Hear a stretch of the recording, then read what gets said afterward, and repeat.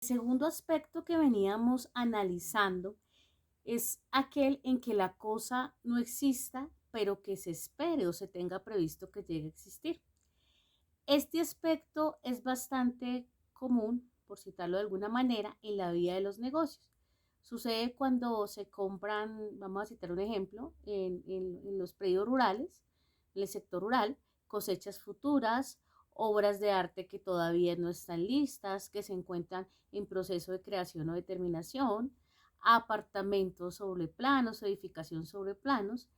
Entonces allí, de acuerdo al Código Civil, estos contratos quedan sometidos a una condición de existir, salvo que se exprese lo contrario, como se señala por allí en el artículo 1869 en adelante.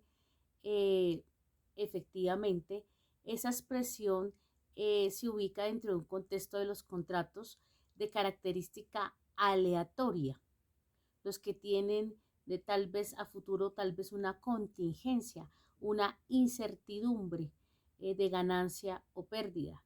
Ejemplo de ello, que ya se ha citado por la doctrina civil, los juegos, las apuestas, las rifas, que tienen la característica de estar sometidos al alea, ser aleatorios, porque no se está seguro de su resultado. Y el ejemplo que ha citado los tratadistas de derecho privado, como es la compra de un billete de lotería que está comprando un billete de lotería, ¿cierto? Que ofrece la opción de ganar, pero que no se está comprando el premio directamente comprando el billete de lotería. Allí hay un contrato que está sometido a esa característica de ser aleatorio, ese contrato de compra-venta. Otra característica que podemos puntualizar es que la cosa objeto de venta debe estar determinada y singularizada. La cosa debe singularizarse, debe estar determinada, es decir, describirse en cuanto a la especie, la cantidad de la cosa, el género de la cosa, debe determinarse. Si se trata entonces de unas obligaciones, como las ha señalado el Código Civil, obligaciones de cuerpo, ¿cierto? Las cosas deben singularizarse e individualizarse, como la venta de un inmueble que ya está construido. Eh, Ejemplo, la ubicación del inmueble, dónde está, la matrícula inmobiliaria, el número, la dirección, los linderos y todos estos datos, la cédula catastral, todos estos datos específicos del inmueble que hacen que yo lo singularice dentro del contrato de compra-venta.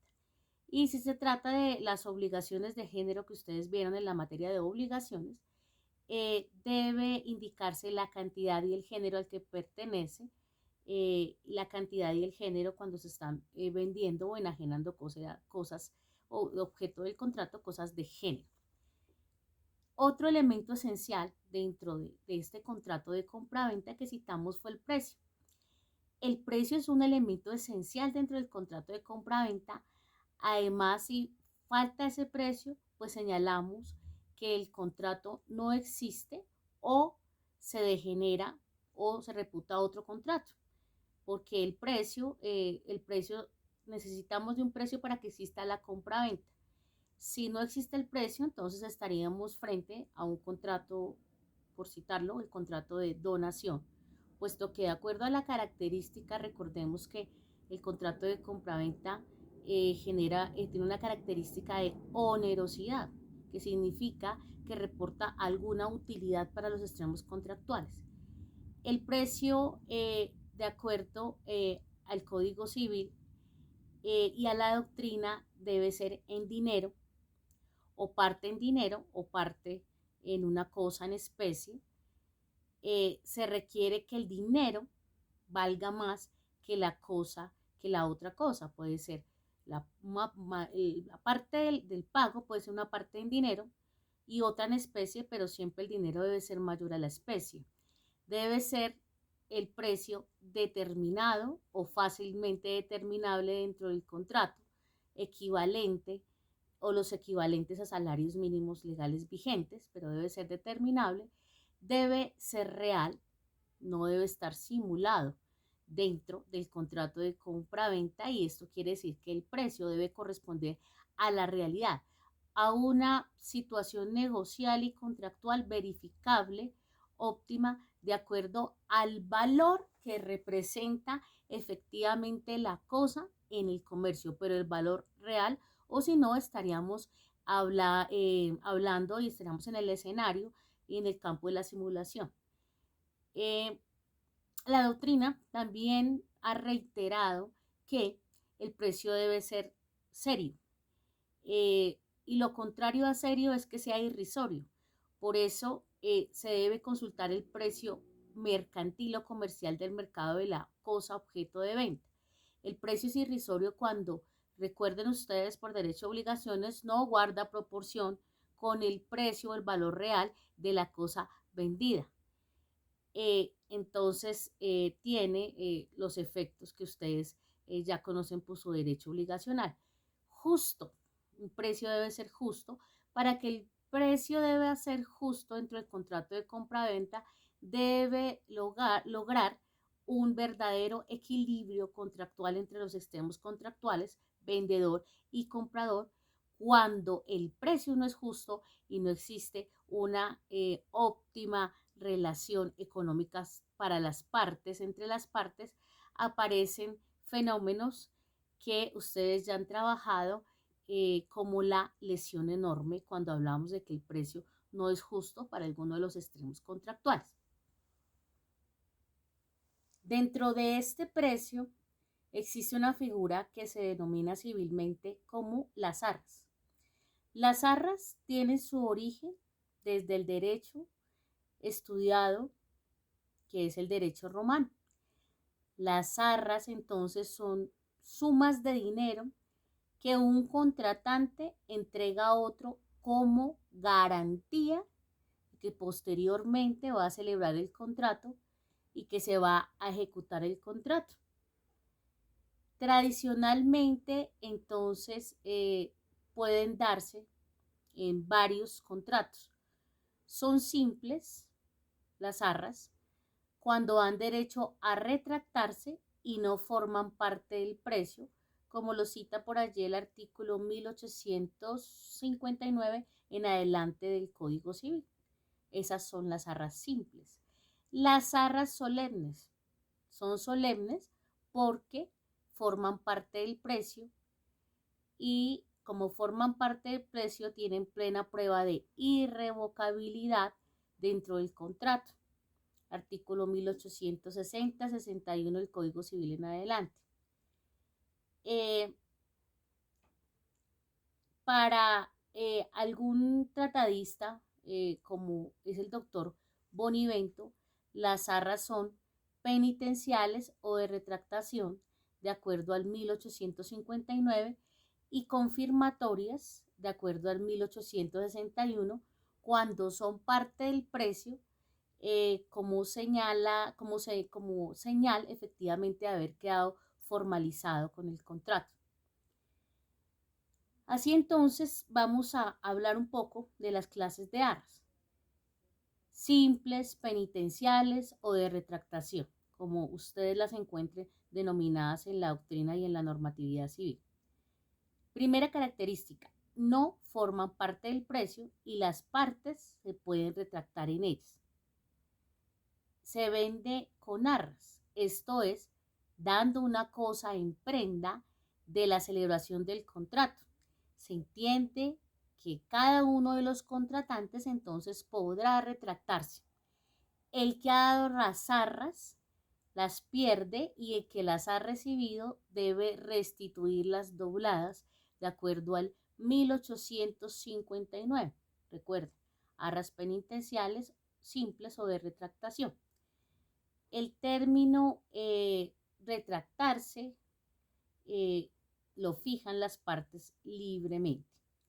Ahora hablemos de las arras, de la clasificación de las arras solemnes o confirmatorias. Si forman parte del precio y el contrato queda en firme, las partes no pueden retractarse, de acuerdo a lo preceptuado por el 1861 del Código Civil. se dan como parte del precio dentro del contrato y por eso se reputan perfectas. Si estas arras se incumplen, la parte perjudicada puede demandar el incumplimiento del contrato o la resolución del contrato, en ambos casos, con la debida indemnización de perjuicios. Ahora bien, ¿qué pasa si no se especifica qué tipo de arras se pactan? Si no se especifica qué tipo de arras se pactan, estamos frente al escenario de que las arras son arras retractatorias. Dentro del contrato de compra-venta existe otra cláusula que es una cláusula accesoria y hablamos entonces de la cláusula penal. ¿Cuál es el efecto principal de la cláusula penal? La cláusula penal tiene por objeto asegurar el cumplimiento de una obligación. Y recuerden ustedes que el 1592 del Código Civil define la cláusula penal señalando que es aquella en que una persona la pacta para asegurar el cumplimiento de una obligación. Se sujeta entonces a la pena que consiste en dar o hacer algo en caso de no ejecutar o retardar el cumplimiento de esa obligación principal. La cláusula penal puede pactarse entonces dentro del contrato a favor de un tercero distinto efectivamente del acreedor, como ya ustedes lo manejan por el derecho obligacional. El carácter accesorio de esta cláusula. La cláusula penal tiene ese carácter o esa característica de accesoria dentro del contrato, de ahí que entonces se hable de la nulidad principal acerca del contrato por la cláusula penal, pues lo accesorio persigue o accede o a lo principal. Pero en cambio, la nulidad de la cláusula penal no acarrea una obligación principal según el artículo 1593 del Código Civil. Entonces, esta es la explicación acerca de que la cláusula penal es de carácter accesorio. ¿Qué funciones generales tiene la cláusula penal? Y señalaremos algunas. Constituye un apremio o una advertencia o sugerencia al deudor para que el deudor cumpla con esa obligación pactada dentro del contrato. Y también, como ya lo hemos visto, entonces sirve de garantía. Hace las veces de caución para asegurar el cumplimiento de la obligación principal desde el punto de vista asimilándola tal vez a la prenda o a la hipoteca. Entonces sirve de garantía. La exigencia entonces de la cláusula penal se da a partir efectivamente de la mora de ese deudor, pues antes de la mora el acreedor únicamente puede exigir el cumplimiento de la obligación principal dentro de ese contrato. Como se desprende entonces de la lectura del 1594 del Código Civil, una vez constituido efectivamente el deudor en mora, ese acreedor no puede demandar simultáneamente la obligación principal y la cláusula penal. Deberá escoger a su arbitrio una de las dos, pedir el cumplimiento de la obligación principal de ese contrato, ¿cierto? O exigir el pago de la pena, la cláusula penal, a menos que la cláusula penal se haya estipulado por el simple retardo o se haya pactado en el contrario, tal como se desprende de lo que señala en 1594 del Código Civil. Y ese 1594 del Código Civil, pues lo que cita son unas excepciones que puntualmente hablan acerca de que ocurran casos taxativamente señalados en en dicho artículo para que puedan, ¿cierto?, llegar a demandarse tal vez simultáneamente.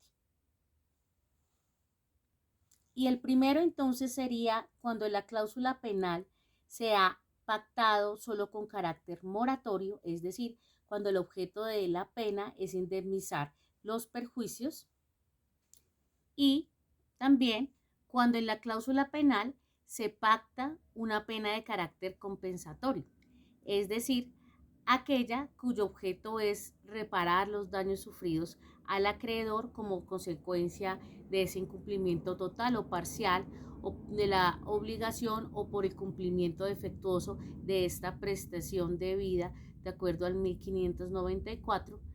Entonces, lógicamente, para que obre este último señalamiento, debe estipularse expresamente en el contrato.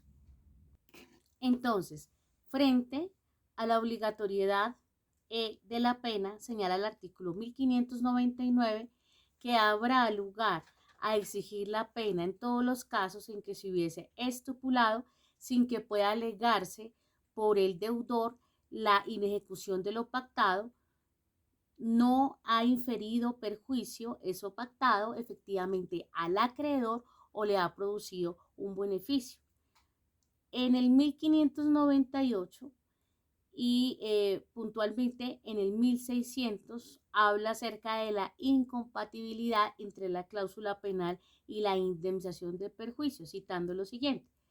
Dice por allí el artículo 1600 del Código Civil que no podrá pedirse a la vez pena e indemnización de perjuicios a menos, y esto es importante subrayarlo, a menos de haberse estipulado así expresamente. Pero recordemos que ya lo citamos, siempre estará al arbitrio del acreedor pedir la indemnización o la pena.